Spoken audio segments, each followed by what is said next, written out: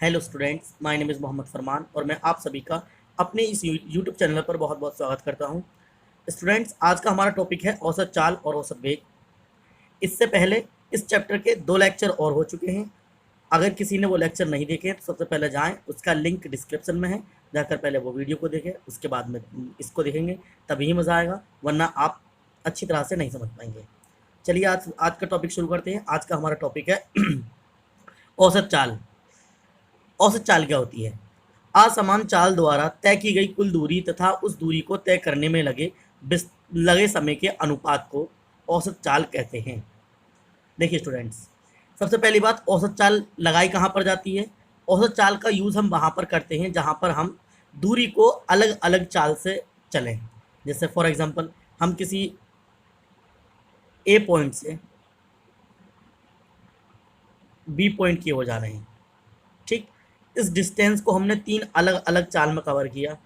पहले हमने 50 kilometre per hour की स्पीड से कवर किया, देन 60 किलोमीटर पर आवर की स्पीड से कवर किया, देन 40 किलोमीटर पर आवर की स्पीड से कवर किया।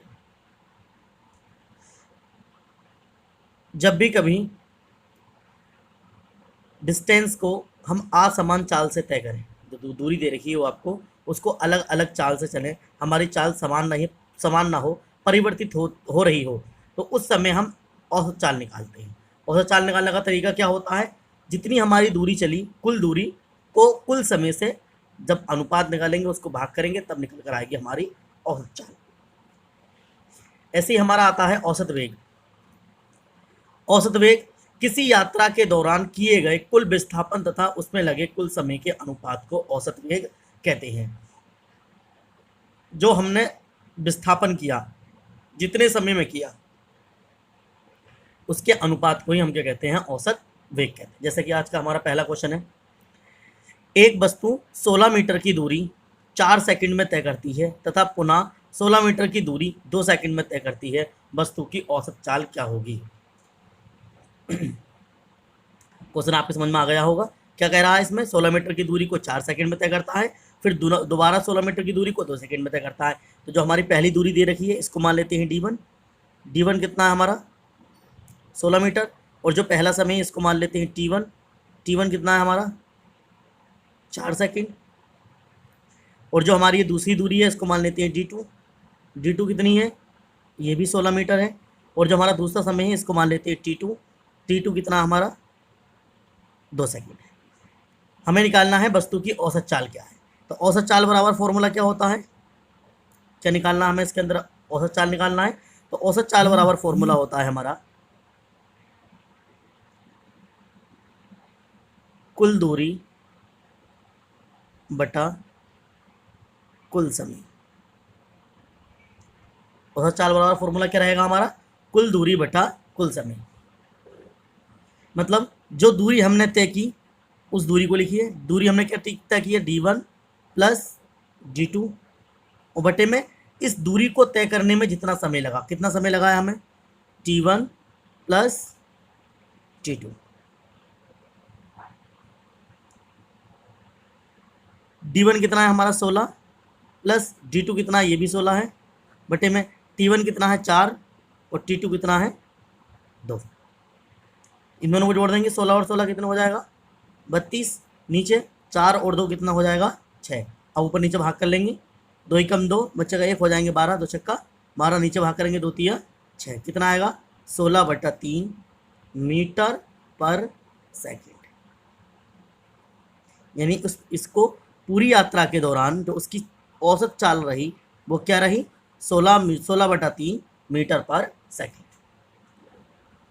चलिए अगला क्वेश्चन देखते हैं। नेक्स्ट क्वेश्चन आता है हमारा, एक महिला को अपने घर से ऑफिस पहुंचने में 30 मिनट लगते हैं तथा ऑफिस की घर से दूरी 5 किलोमीटर है, महिला की औसत चाल ज्ञात कीजिए। देखिए इसमें क्या दे रखा है? घर से ऑफिस तक पहुंचने में कितना समय लगता है? 30 मिनट। तो टी कितना दे दिया हमें? 30 मिनट दे दिया। नेक्स्ट, घर की ऑफिस की घर से दूरी कितनी है? 5 किलोमीटर। तो डी कितना दिया हुआ है हमें? 5 किलोमीटर दिया हुआ है। क्या निकालना? महिला की औसत चाल। औसत चाल होता है। तो औसत चाल बराबर फॉर्मूला क्या होगा? औसत चाल बराबर फॉर्मूला होगा कुल दूरी बटा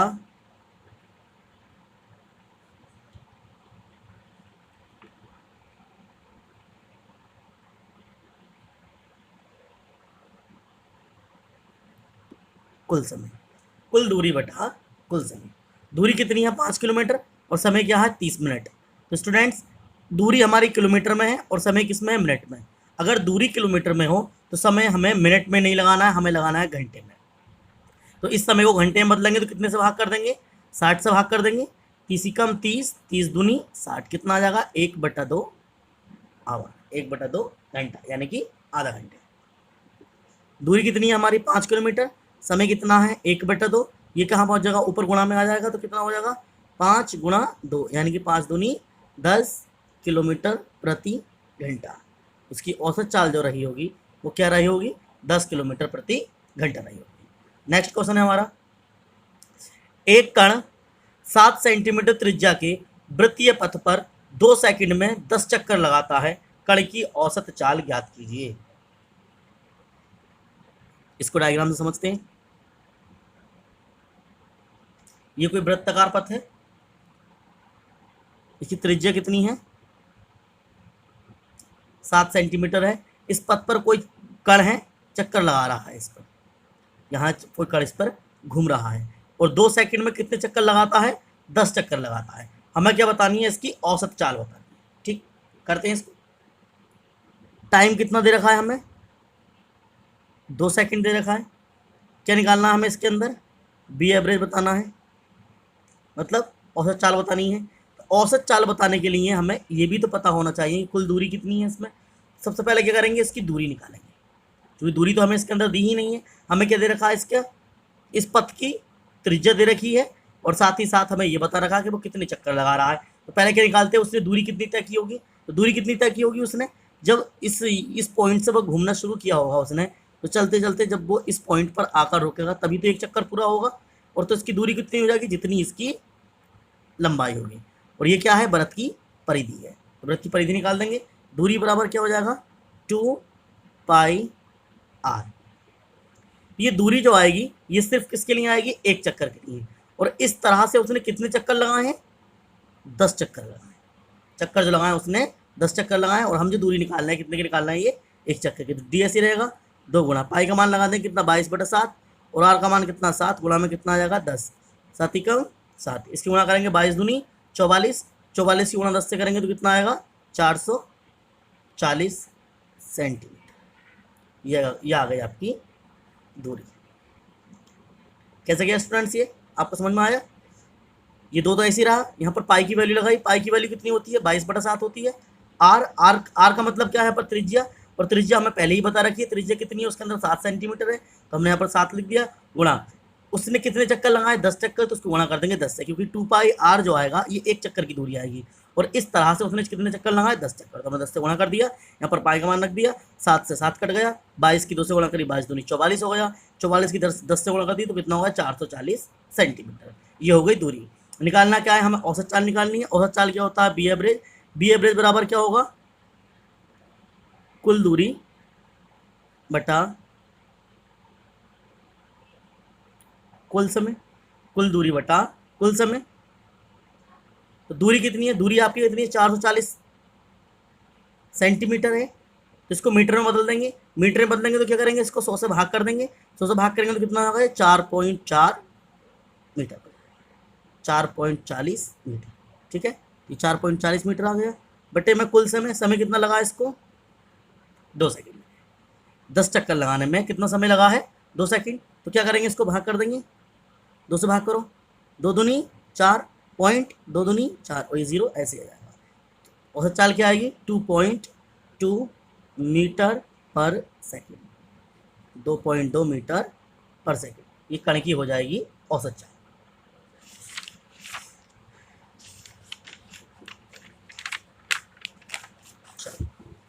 नेक्स्ट क्वेश्चन देखते हैं।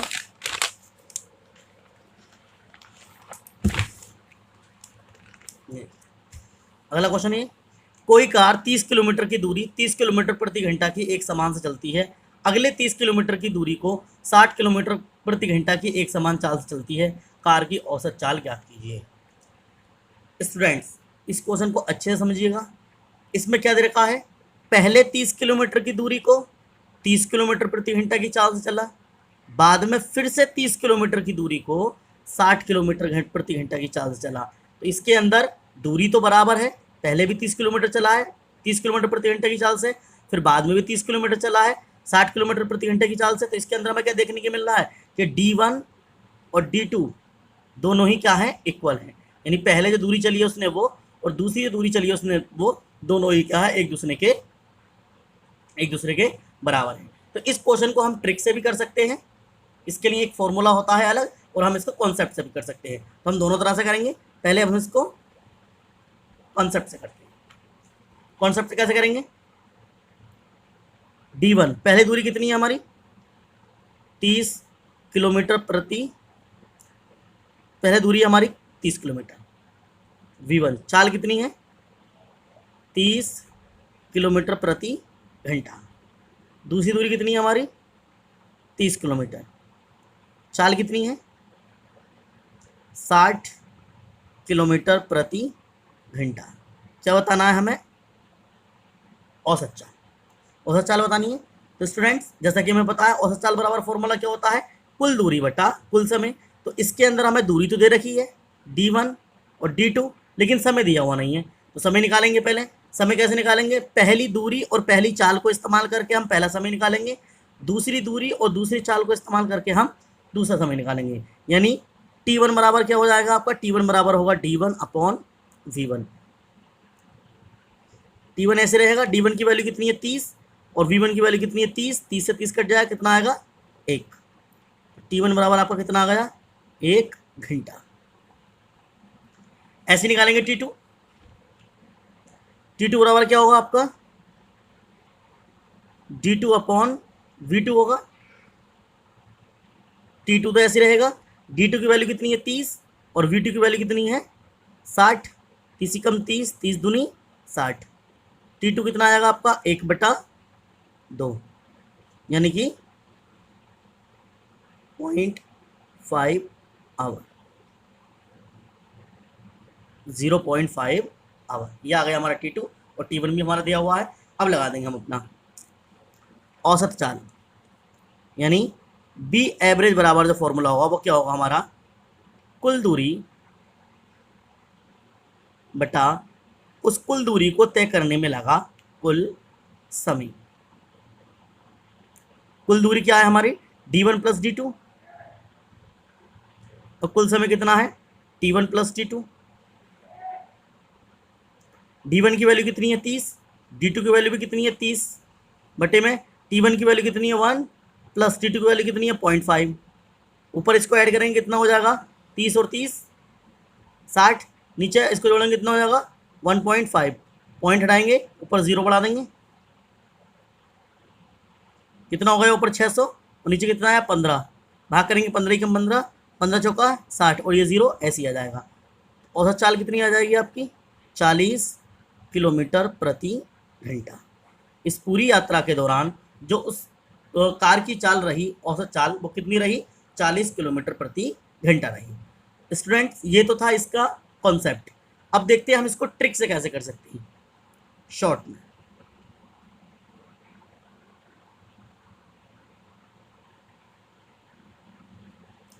ट्रिक से कैसे करेंगे स्टूडेंट, याद रखना ये ट्रिक तभी वैलिड है जब आपकी दूरी जो हो वो इक्वल हो। जैसे यहाँ पर दे रखा है D1 कितनी है 30 और D2 भी कितनी है आपकी 30, दोनों ही दूरी इक्वल है, तब ये ट्रिक वैलिड है, वरना हमें कॉन्सेप्ट से ही करना पड़ेगा।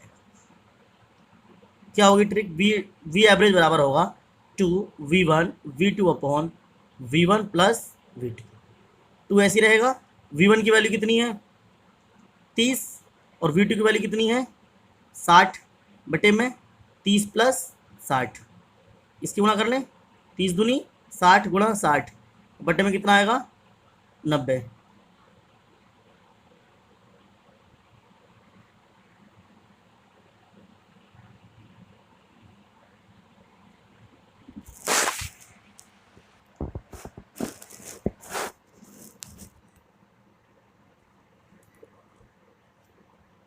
ओके स्टूडेंट्स, 0 से 0 कट जाएगा, 3 से ऊपर नीचे भाग कर देंगे, 3 दूनी 6, नीचे आएगा 3 तिया 9, ऊपर कितना आ गया 60 गुणा 2, बटे में कितना आ गया 3, 3 से भाग करो, 3 कम 3, 3 दूनी 6, ये 20 बार भाग हो जाएगा, 20 दूनी 40 किलोमीटर प्रति घंटा। ये हो गया हमारा ट्रिक से। लेकिन स्टूडेंट याद रहे, ट्रिक हमारी तभी वैलिड है जब हमारी दूरी क्या हो, इक्वल हो।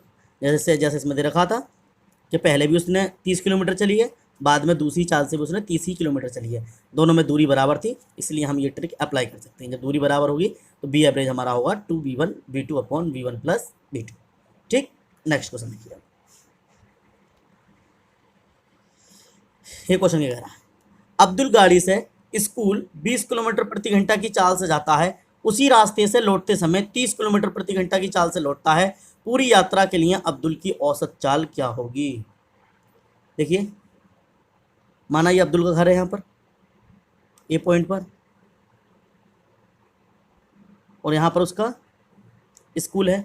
अब वो गाड़ी से गया, कितनी स्पीड से गया, जब जा रहा था उस टाइम उसकी स्पीड v1 क्या थी, 20 किलोमीटर प्रति घंटा थी। लेकिन जब वो लौट रहा था तो रास्ते में भीड़ उसको कम मिली, ट्रैफिक कम मिला, तो v2 कितना हो गया, 30 किलोमीटर प्रति घंटा हो गया।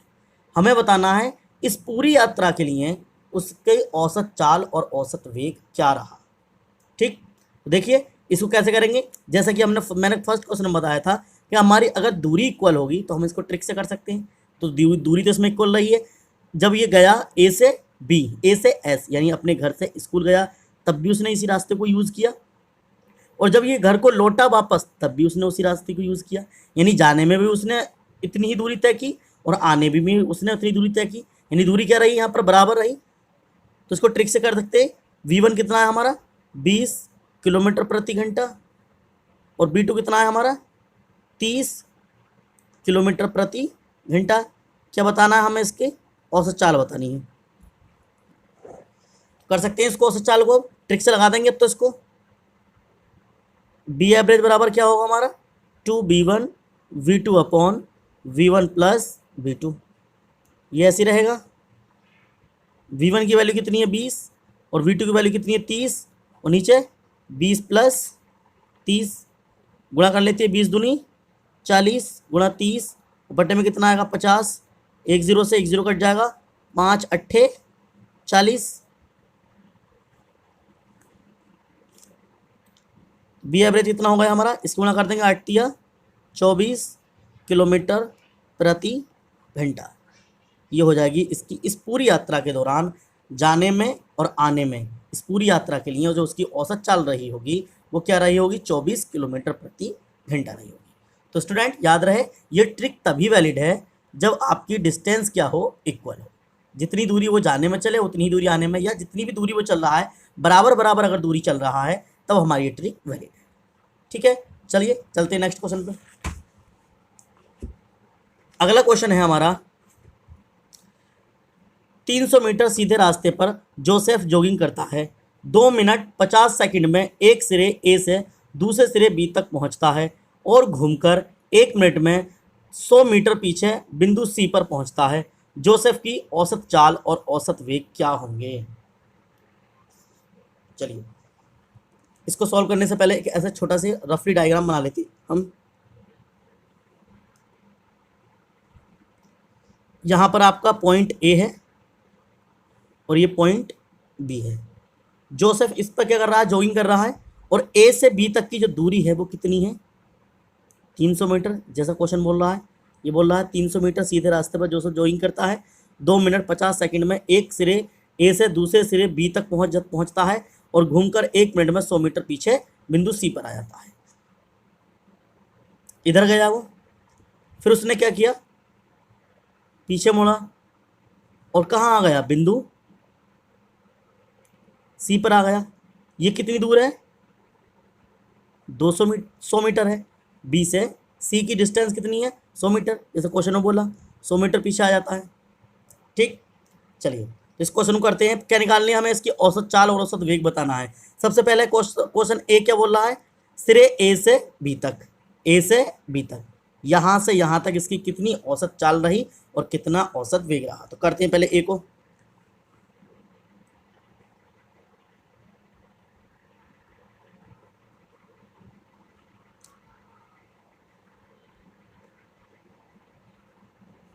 सिरे ए से बी तक, ए से बी तक की अगर बात करें, ए से बी तक की दूरी कितनी है, ए से बी तक की दूरी कितनी है 300 मीटर।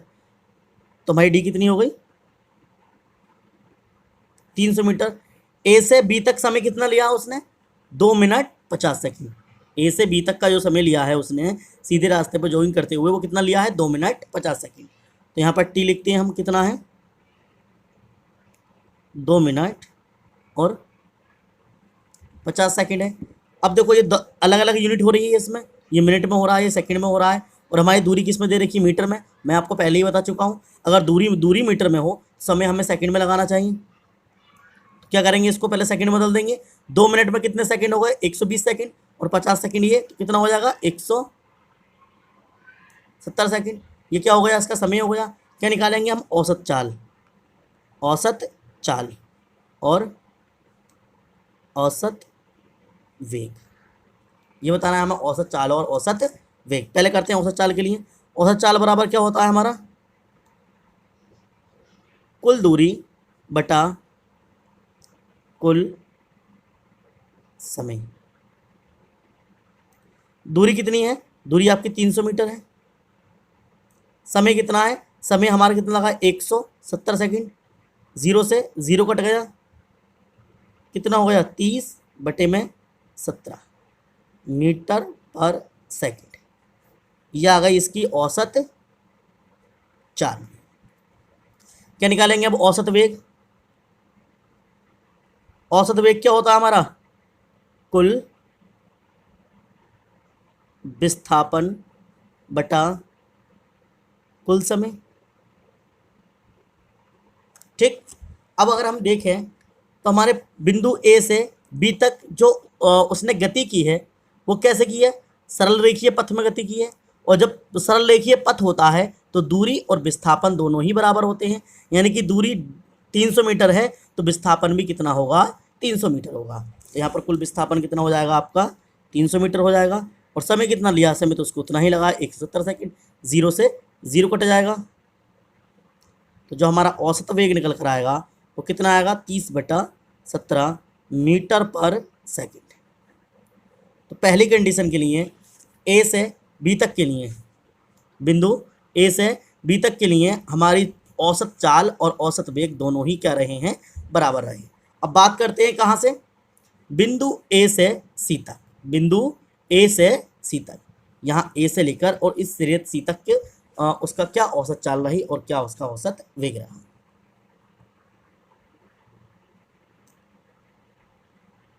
सिर ए से सी तक, अगर ए से सी तक की बात करें तो इसमें दूरी कितनी चली होगी। दूरी का मतलब क्या होता है, चले गए पाथ की वास्तविक लंबाई। तो क्या पाथ चला उसने, ए से बी गया पहले, तो ए से बी गया कितना चल गया 300 मीटर चल गया। फिर बी से सी आया, कितना चल गया 100 मीटर चल गया। तो टोटल दूरी कितनी हो गई 300 + 100 यानी कि 400। तो यहाँ पर जो आपकी दूरी होगी वो कितनी होगी 400 मीटर होगी। अब बात करते हैं समय की। जब वो ए से बी तक गया था तो उसको कितना समय लगा था 2 मिनट 50 सेकंड लगे थे। लेकिन जब वो बी से घूमकर कहाँ आया, सी पर आया, तो क्या कितना समय लगा उसको 1 मिनट लगा। ए से बी तक जाने में, यहाँ से यहाँ तक जाने में उसको कितना समय लगा 2 मिनट 50 सेकंड। फिर यहाँ से यहाँ तक आने में कितना समय लगा 1 मिनट। टोटल कितना हो गया 3 मिनट 50 सेकंड। टोटल समय जो हो गया आपका वो कितना हो गया 3 मिनट 50 सेकंड। 3 minute 50 second. ये मिनट और सेकंड में तो उसको एक यूनिट बनाओ। कैसे बनाएंगे, 3 मिनट में कितने सेकंड हो गए 180 सेकंड, और 50 से कितना हो जाएगा 230 सेकंड। अब क्या निकालेंगे, औसत चाल और औसत वेग। लेकिन औसत वेग निकालने से पहले हमें एक चीज़ देखना होगा कि विस्थापन कितना है।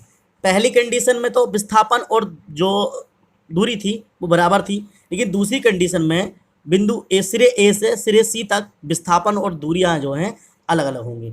दूरी कितनी हो गई, दूरी तो हो गई आपकी 400, 300 ये 100 ये 400, बट विस्थापन क्या होता है? प्रारंभिक स्थिति और अंतिम स्थिति के बीच की न्यूनतम दूरी है सरल रेखीय पथ। तो प्रारंभिक स्थिति क्या है आपका ए, और अंतिम स्थिति क्या है आपका सी। इसके बीच का न्यूनतम दूरी कितनी होगी? यहाँ से यहाँ तक, और टोटल कितनी है? 300, और यहाँ से यहाँ तक 100, तो यहाँ से यहाँ तक कितनी बची? ये बची आपकी 200 मीटर।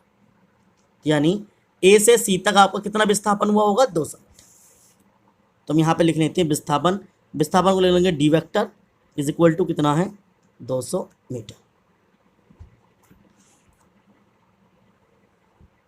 अब क्या निकालना है इसके अंदर? हमें बताना है बी एवरेज और वी वेक्टर एवरेज, मतलब औसत चाल और औसत वेग। पहले निकालते हैं औसत चाल। औसत चाल बराबर फॉर्मूला क्या होता है हमारा? कुल दूरी बटा कुल समय। कुल दूरी कितनी है? 400 मीटर। समय कितना है? 230 सेकंड। 0 से 0 कट जाएगा। ऊपर कितना आया? 40, और नीचे कितना आया? 23। 40 बटा 23 मीटर पर सेकंड। यह आ गई इसकी औसत चाल। अब निकालते हैं औसत वेग। औसत वेग क्या होता है?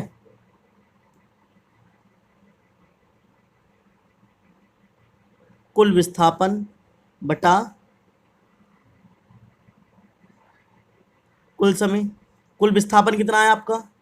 200 मीटर है, और समय कितना है? 230 सेकंड। 0 से 0 कट जाएगा, कितना आएगा? ऊपर आएगा 20 और नीचे आएगा 23। 20 बटा 23 मीटर पर सेकंड। ये हो गया आपका कुल विस्थापन। ठीक है स्टूडेंट, अगर क्वेश्चन समझ में नहीं आया हो तो एक बार वीडियो को रिवाइज करके दोबारा देखें, ज़रूर समझ में आएगा। और फिर भी अगर समझ में नहीं आए तो आप मुझे कमेंट बॉक्स में बता सकते हैं, मैं इसे दोबारा बता दूंगा। आज का लास्ट क्वेश्चन है, इसको देखते हैं। एक व्यक्ति पूरब दिशा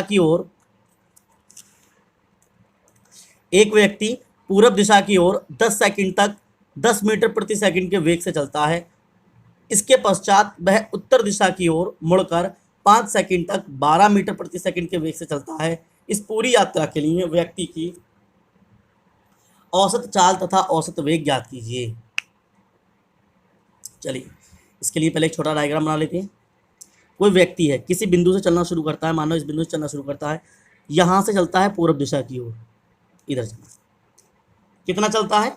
10 सेकंड तक। ये चल रहा है 10 सेकंड तक। इसके बाद फिर क्या हुआ? ये उत्तर दिशा की ओर मुड़ा और चला कितना? 5 सेकंड तक। माना ये प्रारंभिक बिंदु इसका ए है और ये इसका अंतिम बिंदु बी है। इसकी प्रारंभिक स्थिति है और ये इसकी अंतिम स्थिति है। चलिए, T1 कितना है हमारा? 10 सेकंड है। V1 कितना है? 10 मीटर पर सेकंड है। T2 कितना है? 5 सेकंड है। V2 कितना है? 12 मीटर पर सेकंड है। क्या बताना है हमें इसके अंदर? इसकी औसत चाल तथा औसत वेग बताना है। औसत चाल और औसत वेग, ये दो चीज़ फाइंड आउट करनी है इसके अंदर। तो पहले हम निकालते हैं औसत चाल। औसत चाल बराबर फॉर्मूला क्या होता है? कुल दूरी बटा कुल समय। तो हमें इसके अंदर दूरी तो दी नहीं है, हमें क्या दे रखा है? पहला समय और पहली चाल दे रखी है, दूसरा समय और दूसरी चाल दे रखी है। तो पहले क्या करेंगे? हम पहले निकालेंगे पहले समय और पहली चाल से उसने कितनी दूरी चली बटा, फिर क्या निकालेंगे? दूसरे समय और दूसरी चाल से उसने कितनी दूरी चली। पहले निकालते हैं D1। D1 क्या आएगा? V1 इंटू T1, यानी दूरी बराबर क्या होता है? चाल गुणा समय। चाल कितनी है आपकी? 10, और समय कितना है? समय भी आपका 10 ही है। तो कितना हो जाएगा? 10 की 10 से गुणा करेंगे, 10 ढाई 100 मीटर। अब निकालते हैं D2। दूसरी चाल से कितनी दूरी चली होगी उसने? क्या हो जाएगा? B2 गुणा T2 हो जाएगा। D2 तो ऐसे रहेगा। V2 की वैल्यू कितनी है आपकी? 12, और T2 की वैल्यू कितनी है? 5। गुणा करेंगे इसकी, 12 पंजे 60 मीटर। मतलब उसने पूरब दिशा की ओर कितनी दूरी चली? पूरब दिशा की ओर चली उसने 100 मीटर। फिर उत्तर दिशा की ओर कितनी चली? उत्तर दिशा की ओर चली उसने 60 मीटर। ठीक, क्या निकाल